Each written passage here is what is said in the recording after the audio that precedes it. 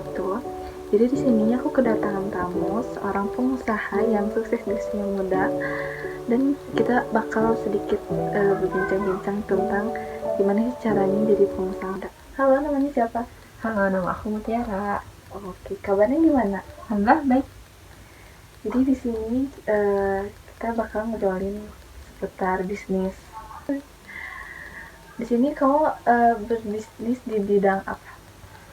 Aku berbidang aku bisnis di bidang kuliner.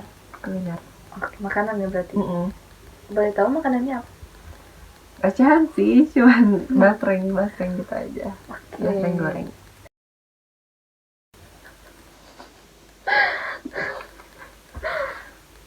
Stop.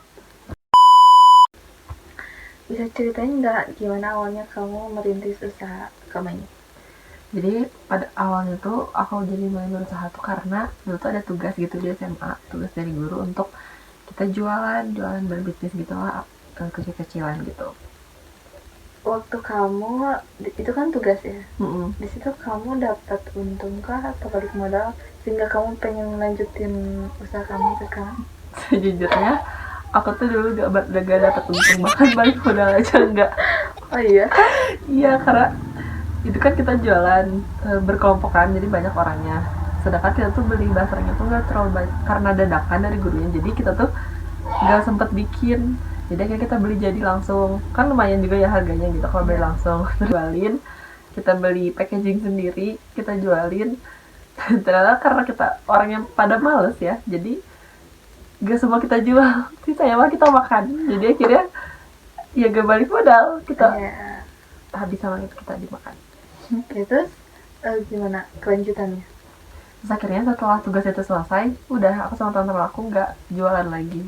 Cuman pas beberapa bulan kemudian, tiba-tiba orang-orang yang dulu beli tuh nanyain lagi ke aku, kayak, "Kak, kok nggak jualan lagi?" gitu.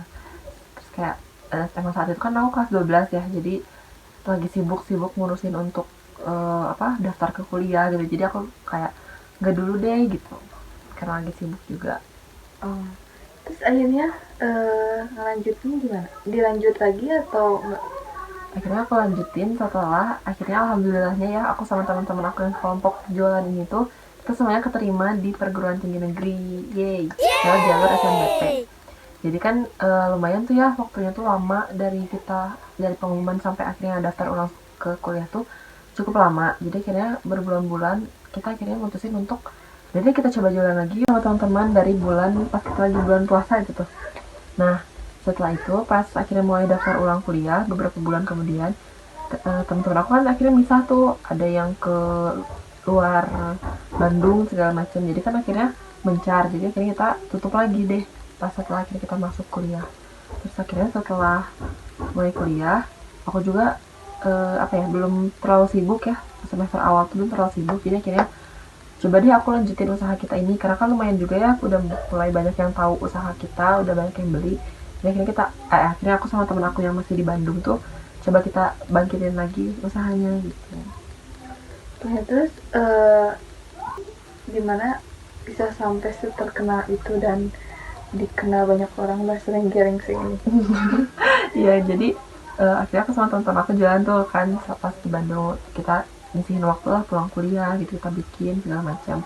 Nah, karena yang namanya teman kuliah tuh makin banyak ya, jadi banyak relasinya, jadi ya kesebar terus udah gitu, udah kesebar itu makin banyak reseller, akhirnya ada beberapa reseller kita yang dari luar Bandung atau misalkan di daerah Bandung tapi yang agak jauh dari toko kita. Jadi banyak reseller, akhirnya makin banyak reseller, makin banyak pesanan, akhirnya sempat membludak juga sih pesanannya waktu itu.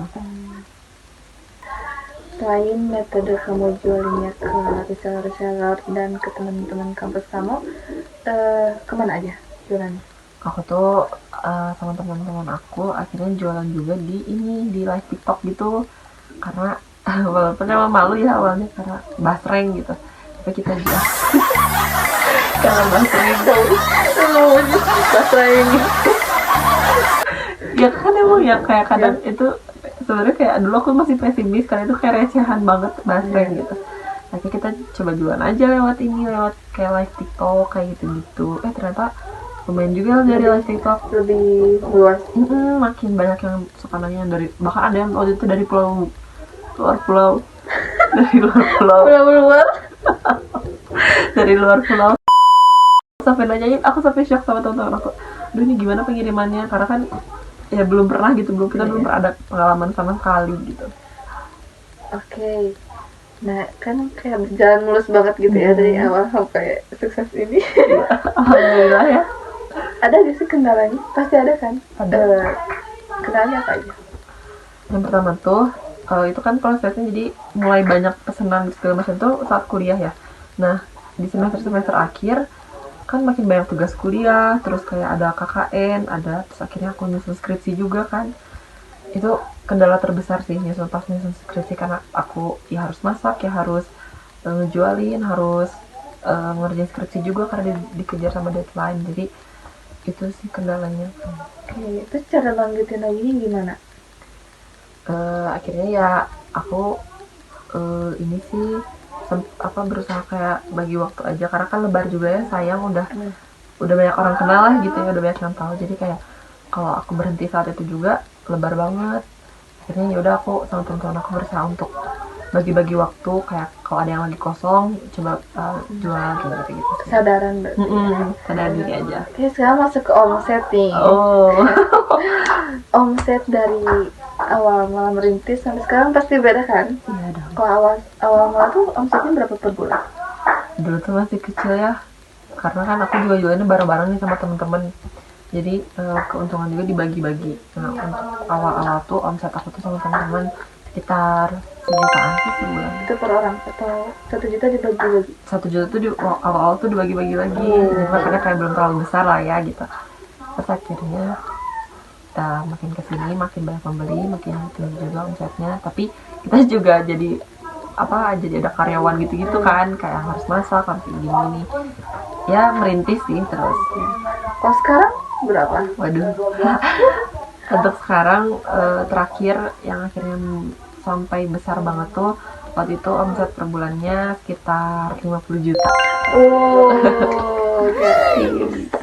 Guys. Itu kaget banget sih pas aku sama teman-teman, pas akhirnya ada bagian keuangan gitu ya, pas ngecek, wah keren banget gitu, kayak banyak banget. Mungkin segitu aja. Ada gak motivasinya buat anak muda yang pengen coba punya bisnis? Ya, untuk pemuda-pemuda di luar sana, jangan pernah pesimis kalau kalian nggak bisa. Semua orang pasti bisa kalau emang udah rezekinya, pasti kalian bisa, asal jangan malas. Itu sih kuncinya, jangan malas, karena kalau kita malas ya udah semuanya bakal kehambat. Ya pokoknya berjuang lah, mumpung masih muda. Oke guys,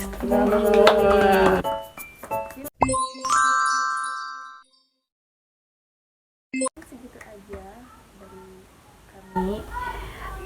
Mohon maaf bila banyak kekurangannya. Ya, banyak. Ya, ambil yang baik-baiknya aja. Ada salah kata ya. Oke, wassalamualaikum warahmatullahi wabarakatuh.